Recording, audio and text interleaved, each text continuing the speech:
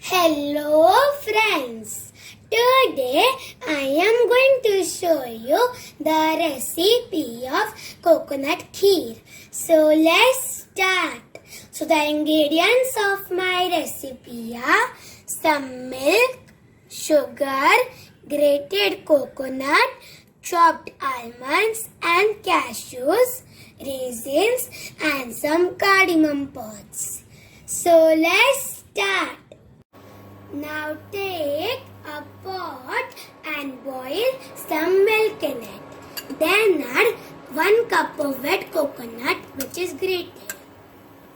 Mix it and cook it for 5 to 7 minutes until the milk thickens.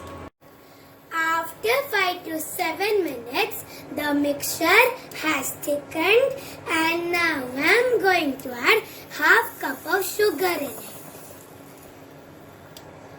With that, some chopped cashews and almonds and some raisins. Then add half tablespoon of cardamom powder. Mix it and cook it until the sugar dissolves. The sugar has dissolved and the kheer is ready to serve. And now I am going to transfer it into a bowl.